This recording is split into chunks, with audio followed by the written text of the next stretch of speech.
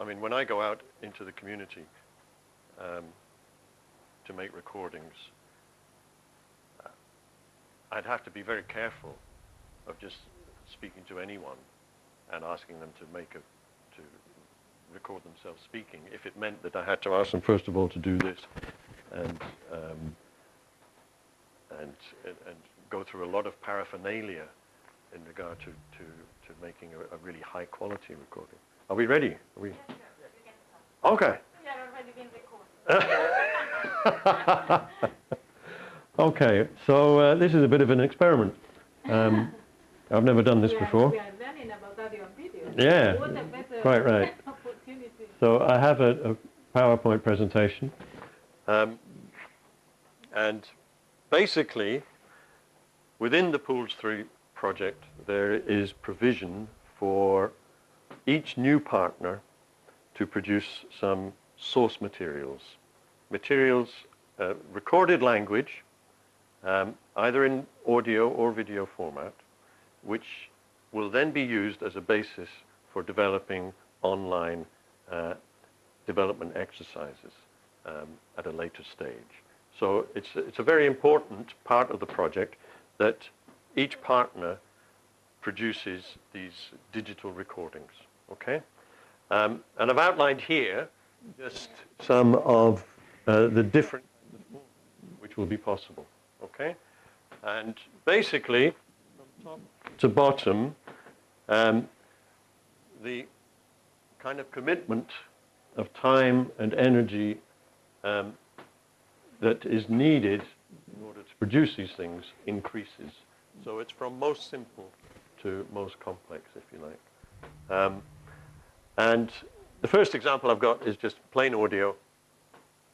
And what I'd like to do now is actually link to this. Is that going to be possible? And then to hear the recording? If I follow this link, I can go there? Yeah? It's actually one which we looked at last time, but it's just a reminder of the kind of thing that I'm talking about. Let's go down. This is an example of a CLIL store unit here. Remember we did some experiments with iPadio last time, just uploading audio. And what we have here is an example of plain audio, okay?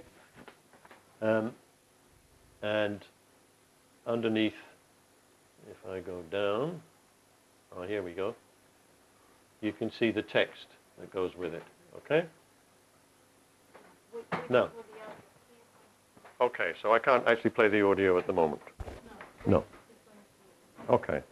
Maybe I don't need to, actually, because we did it last time. Remember, this was a bit of Robert Burns, the Tam O'Shanter. So this is, if you like, the simplest way of producing these materials. It's just a plain audio file, and with it, there is text. Okay? And nor is it difficult to get that text, because this is actually a well-known poem. So you can find it online very easily. It's a recitation of pre-scripted language. Very simple to do. Okay, I'll just push that there for the time being. Can. Minimize. Doesn't want to do it. Okay, yeah, there we are. Right. So that's the point. Plain audio. But this is important. Okay? There needs to be text to accompany it. With all of these digital recordings, there has to be text alongside it. Okay? Slightly more complicated, using plain audio, but with a still picture slideshow. Okay? And again, we looked at that example last time.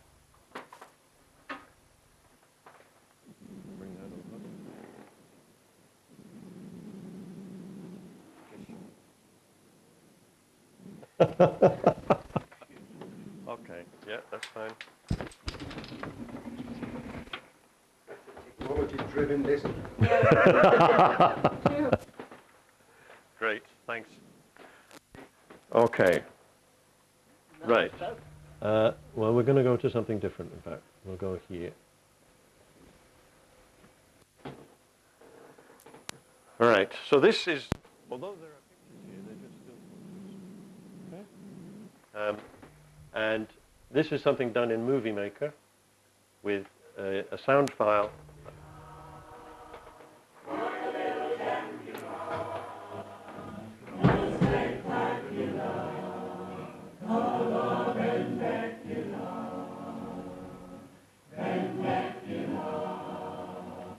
Okay, that's just an example.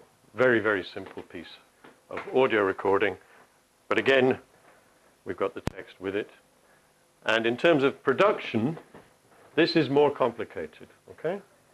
Because you're not just putting up a piece of audio online.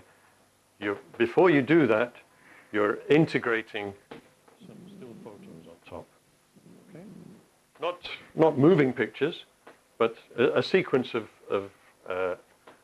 still photos, and it's edited together in Movie Maker. Okay. And we saw that last time as well, I think. Okay. So those are the audio options, if you like. Plain audio without pictures or plain audio with pictures. Okay. In each case, it's also needed. Then, if we move on to moving pictures, working with video, there are, again, simpler and more complicated options. What I call a talking head video is just someone speaking to camera, or perhaps to an interviewer who is off the camera, okay? But there's no action to view, there's no scenes which are important to see. What's important to see is the person speaking, okay? So that could be quite easily recorded. It's just a question of setting up a camera, pointing it at the person you want to speak, and then letting the person speak, okay? So relatively simple to record, but there are complications which I'll come on to them with that, particularly to accompany the video. And lastly, the video drama or documentary with voiceover. Okay, this is where you can indulge your aspirations to become a movie director. Okay, Kent likes to call me Fellini. I don't know why, but I think everyone else knows. this is, if you like, the most complex of the operations which you might want to undertake, where you have a storyboard and you have a story you want to tell in picture as well as in sound, if you like. And then, I mean, that could be a short sketch that you script beforehand, or it could be a documentary story, if you like, with a voiceover coming on top. In either case, again, the text is very important from our point of view in Pools 3, because everything that we're producing, all of these source materials, are for a reason, which is to provide a basis on which to develop some language development exercises. Okay? And the last one I've got here is a combination of these. Okay? And if we can just have a look at a couple of quick examples to show you what I mean.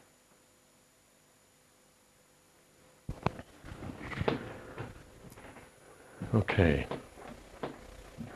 Recognize that face, I'm sure? I had more hair then. Okay, I'll just say a little bit about it before we actually watch it, okay? So this starts off with a talking head, and then it moves on to more voiceover style documentary kind of work, okay? And I'm just going to show you maybe the first minute and a half Hello,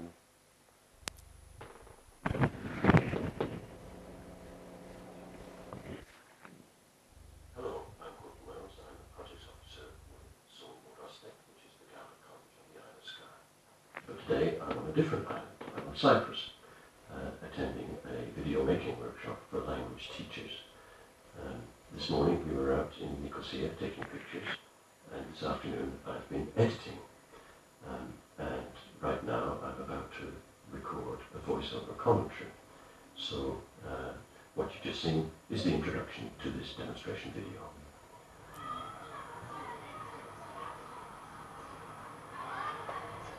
We start our tour at the Archbishop's Palace. There are 10 of you today, 3 from Cyprus, 3 from Portugal, and 1 each from Switzerland, Malta, Denmark, and Scotland.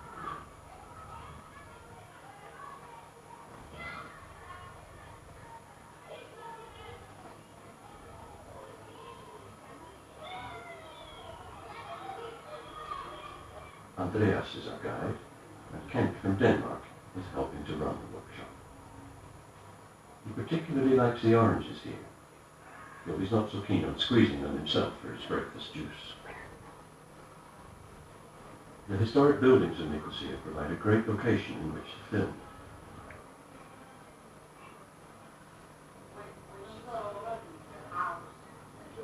Christina from Portugal is also keen to interview Maria from Cyprus about more recent history. My husband was born just before the invasion. He was 40 days old when Video makers, Yes. before you go, Ken? you're taking a shot in an interesting place. Sometimes you want to establish it. You worry about it. So a sign like this can be very useful. Just so it places so people know. You don't have to tell them. Different filmmaking techniques are discussed as we record our pictures. The short video of a flag, like 2 seconds, to show that time has passed. And that makes it logical for the viewer. Wow, now they have gone to that place.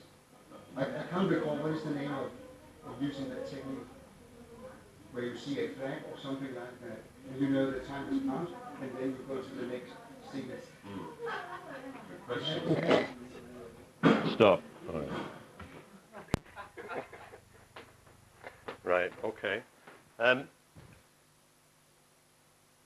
Over the next couple of days, we might go back to that video if we want to actually take apart how it was edited together. But the point I want to make here is simply that there's quite a complex set of operations entailed in producing that level of production, where we had talking head at the beginning.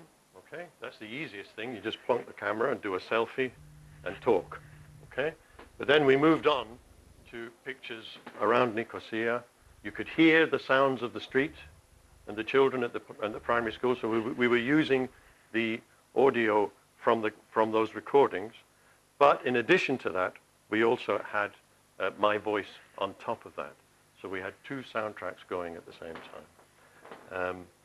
And then sometimes we were just listening to people talking on camera. And you would notice differences in sound quality, for example, between how clear the voice was when we were just using the camera in the street in comparison with when I was later on in the evening recording my voice for the voiceover commentary. So those are the possible formats and examples. Let me move on. And try and place that in the context of how the Island Voices project, which I'm principally involved in, has worked within those kind of constraints. Okay? Where we have a combination of documentaries with voiceover, relatively plain language, simple language, plus some interviews, talking heads, okay, where people are talking more naturally, what we call authentic speech. And then, in terms of how it's organized, we've established topics or themes, and we group the different videos into those topics. And in terms of the audience, we're thinking of mixed level audience, okay? If you're thinking of this from the point of view of language learning and language teaching, then at the creation point, you need to be thinking, who is this for? Is it for beginners? Is it for intermediate learners? Is it for advanced learners? And so on. And with the Island Voices project, it was very much a mixed level. Let's just quickly go to the site and remind ourselves of what it looks like. Okay? There is an introductory page which tells you about the project, but also we've got across the top here Series 1, Series 2, Series 2 Generations, Series 2 Enterprise, etc. So if we look, for example, at Series 2 Outdoors, you can see that there are 3 different Series 2 groups, which are grouped according to topic, if you like. One is a broad topic of enterprise, another is generations, a third is outdoors. And if we go into outdoors, you can see that the videos are listed, again, under particular themes or topics, so that we have, for example, a theme on craftwork or harvesting, and that is a documentary piece, which is in relatively simple language, okay? That has been written by the teacher. Whereas these interviews are real people talking. And that means that the language is actually slightly more challenging. Let's have a look at them in, oh, what happened there? What am I doing? Here we are. Okay.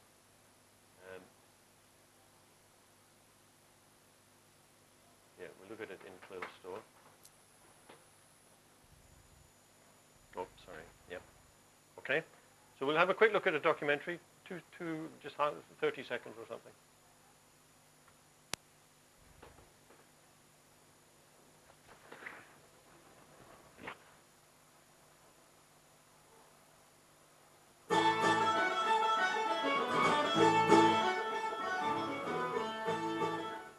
Roddy McDonald's croft is at Ayr, just outside Barcelona. It's the family croft, son of his father. So Roddy knows the crofting very well. And he's seen many changes over the years. One thing that's different now is the practice of making silage. Okay, that's enough. The old custom was to mow the hay in July. Okay. So again, you could hear there was music at the beginning. There was the sound from the pictures themselves. Plus there was a voiceover. So I've got 3 different soundtracks going on here. And there's a lot of editing involved in cutting the pictures to fit the text, etc. Okay. But if you look at the text, it's in relatively simple English. Okay. That has been written by me.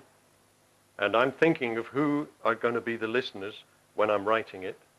So I try and make it appropriate to a particular level of learner, if you like. Whereas, if we look at, for example, Roddy's interview. Okay, this is a talking head. This is me going into Roddy's house, putting the camera in front of him and asking him to talk about the crofting year.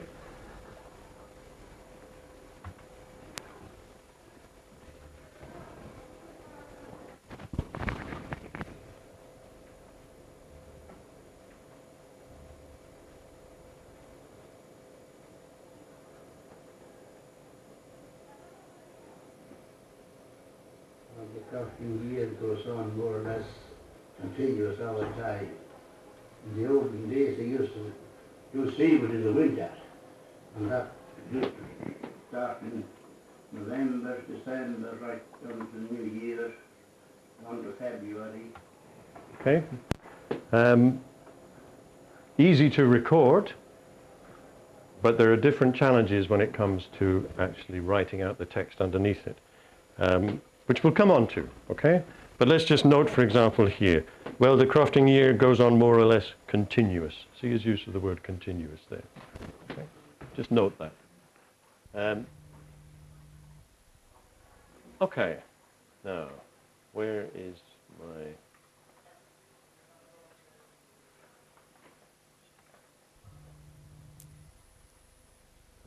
Close that. I don't think I want that anymore, do I? No. Where is... Ah, here we are. Okay. So that was Series 1 and Series 2. Making videos which would be listening material for listeners to look at and read at the same time. So that's the model, if you like. That's the basic kind of principle underlining it, that it would be a fairly passive exercise in one sense. People would look and they would listen, and hopefully they would learn. Okay? That's not what we're doing anymore. Well, let me just, before I move on from that, this I think this was based on the pools model. I mean, the whole Island Voices project came out of pools. Okay? The first pools project.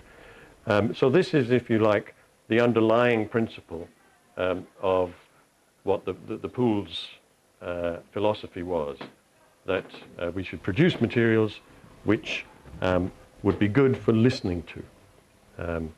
So when it comes to pools 3, that's something which we need to bear in mind. Okay? Island Voices has moved on now to a different kind of approach, where we're no longer, as the staff, making the videos or making the recordings, but we're trying to get other people in the community or students themselves, to create user-generated content. And we've moved away from thinking just in terms of video or YouTube into integrating all of this practice into Facebook, Twitter, and so on and so forth. And it's not just video. Pools was about video, whereas Pools 3, we're saying audio or video are equally acceptable. So it's multimedia and it's multimodal. That is, you know, writing and speaking are both important. And it's about working in partnership rather than the teacher delivering and the learner following.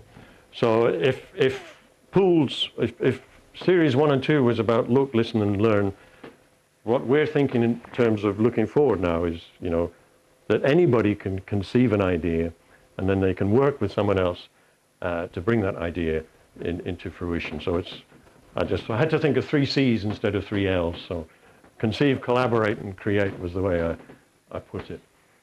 Okay. And this might be particularly of interest, for example, to the ideas you're developing for a new project. That kind of philosophy. I can see all sorts of linkage there. But this is now when we get down to the nitty-gritty. There are workload implications depending on what level of sophistication you want to bring to your media production. And I've just kind of listed it there. The plain audio, the one that was at the top of the list, simple to produce. You do want to have decent quality sound, okay? It's not always going to be the case that you're going to be able to have a lapel mic, for example. But you do need to be sure that the sound is good quality, because that's the only medium through which the learner is actually interacting with the text, with the language. The still photo slideshow, again, you need good sound, but you're adding a layer of complexity because you're putting pictures on top. Okay, so that means an extra editing phase when you integrate the still photos with the audio. Talking head video, relatively easy to edit because you just let the camera go, let the camera run, and you let the person speak, and you start and you stop. Needs good quality sound, of course. And the drama documentary, this is where the editing time adds up very quickly, because you're talking about a range of different pictures, but you're also talking about how to integrate different soundtracks alongside that. So those are important considerations, just for the media production point of view. But remember that alongside the audio or the video, there needs to be text, okay? And that can have different implications. Because if you're using scripted pieces, which you've written yourself, then creating the text to go alongside the audio or the video is a relatively simple task. You've already written it, okay?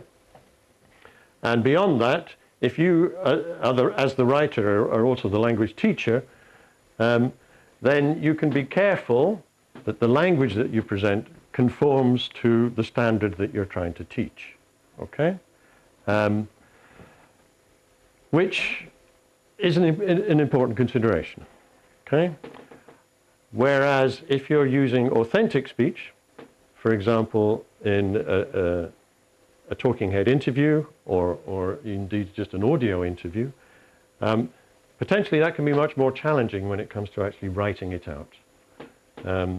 Because in normal speech, you get all these hesitations, reformulations, repetitions, etc., and also dialectal or non-standard use.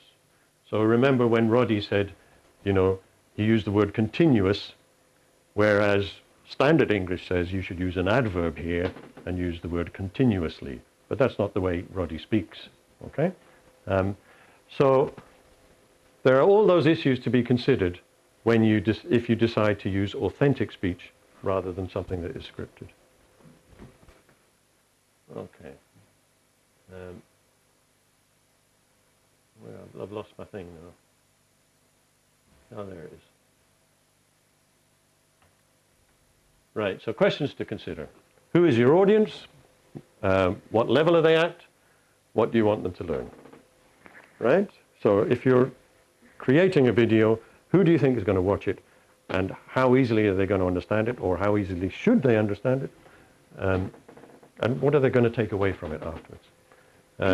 That's from the listener's point of view. From the creator's point of view, each of us has only got a limited amount of time to give to this, and you need to figure out for yourselves how ambitious you want your productions to be. So if you've got plenty of experience with media production, then go for it. Make it as attractive as you like, provided that you have enough time to actually do the post-production work, the editing, and so on and so forth. And if you're still learning, how much time can you spend on learning that before you actually need to produce? So those, I think, are important questions to consider when it comes to deciding what sort of materials you're going to make. And these are the decisions that you need to make. What's the balance going to be between video and audio? We want something of each. Okay? We don't need 20 videos, we don't need 20 audios, but it could be 15 videos and 5 audios, or it could be 5 videos and 15 audios. That doesn't really matter. What kind of genre do you want to go for? Do you want to go for a mix, or do you want to go for authentic speech, or scripted stuff?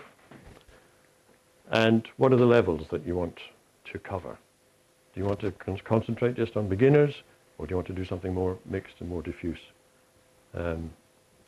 Okay. I think that's all I wanted to say. So thank you very much for listening.